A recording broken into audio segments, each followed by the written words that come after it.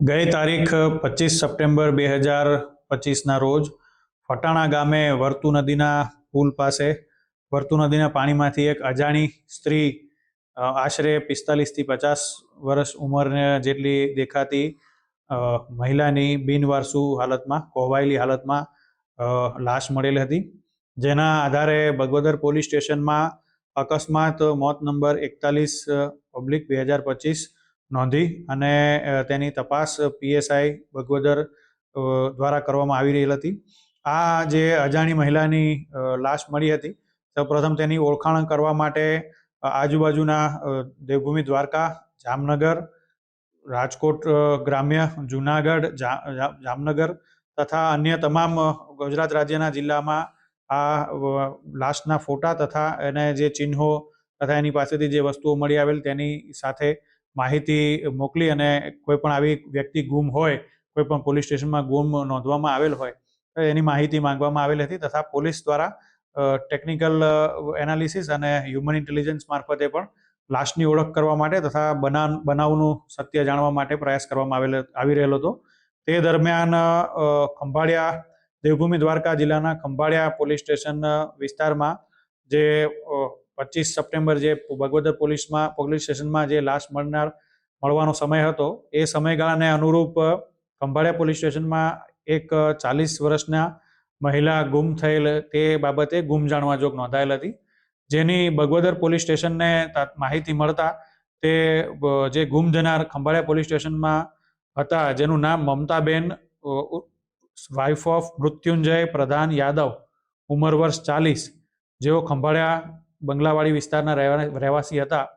એની તપાસ કરતા અને તેમાં ટેકનિકલ એનાલિસિસ હ્યુમન ઇન્ટેલિજન્સથી તપાસ કરતા અત્રે પોરબંદર ખાતે રામદેવ કાના ઉર્ફે સુકાભાઈ અમર, રહેણાંક સોઢાણા ગામ તથા જેઠા ઉર્ફે કાર્યો સન ઓફ સામતભાઈ ઓળેદરા, જેઓ મજીવાણા ગામના રહેવાસી છે, તે બંને લોકોએ આ મહિલાને કોઈપણ કારણોસર બોલાવેલ હોય તેવી જાણકારી મળેલ, જેથી ઊંડાણપૂર્વક સાક્ષીઓની તથા આ જે વ્યક્તિઓ છે એની તપાસ કરતા સંપૂર્ણ વિગત આ પ્રમાણે સામે આવેલ કે આ રામદેવ સન ઓફ કાનાભાઈ અમર તથા જેઠા ઉર્ફે કાર્યો સન ઓફ સામતભાઈ ઓળેદરા નાઓએ જે ખંભાળિયામાં ગુમ થયેલ મહિલા હતા મમતાબેન વાઇફ ઓફ મૃત્યુંજય પ્રધાન યાદવ, તેમને શરીર સંબંધ બાંધવા માટે આર્થિક વળતર આપી અને શરીર સંબંધ બાંધવા માટે આ બંને વ્યક્તિઓએ તેમને રામદેવ અમરની વાડી જે સોઢાણા પાસે સોઢાણા ગામમાં આવેલી છે ત્યાં આગળ એમને બોલાવેલા હતા, જે 19 સપ્ટેમ્બર 2025ના સાંજના સમયે આ મમતાબેન આ રામદેવને વાડીએ આવ્યા હતા તથા રામદેવ અને જેઠાએ આર્થિક વળતરના બદલામાં શરીર સંબંધ આમની સાથે બાંધવા માટે ત્યાં એમની વાડીએ 3 દિવસ આ મમતાબેનને રાખેલ અને ત્રીજા દિવસે આ જે મરણ જનાર મમતાબેન છે તેમના અને રામદેવ તથા જેઠા ઉર્ફે કાર્યાની વચ્ચે પૈસાની લેતી દેતી બાબતે માથાકૂટ થયેલ, જેમાં 15,000ની જગ્યાએ કંઈક 45,000 જેટલી રકમ માંગી રહેલ હતા. એ બાબતની માથાકૂટ તેઓને થતા આ બંને આરોપીઓ રામદેવ અને જેઠા ઉર્ફે કારિયાએ એ પ્રમાણે એક ગુનાહિત કાવતરું રચી અને પોતાના રામદેવની વાડીએ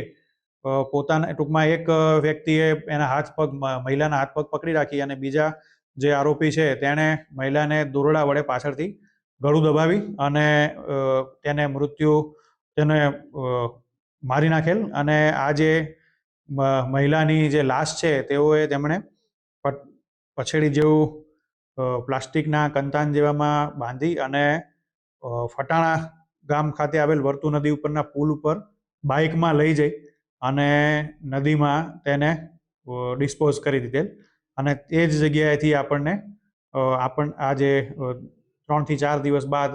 અજાણી મહિલાની કોહવાયેલી લાશ મળેલ હતી. આમ બધા જે પુરાવાઓ ટેકનિકલ અને જે સાક્ષીઓ છે એના આધારે તપાસ કરતા તથા આરોપીઓને કબૂલાતના આધારે આ અકસ્માત મોત ઉપર બગવદર પોલીસ સ્ટેશનમાં ગઈકાલના રોજ હત્યાનો ગુનો નોંધવામાં આવેલ છે અને આજે આ બંને આરોપીઓ છે રામદેવ અમર તથા જેઠા ઓળેદરા તેમની અટક કરવામાં આવેલ છે અને હાલ આ બનાવની તપાસ છે એ મિયાણી પીઆઈ કરી રહ્યા છે.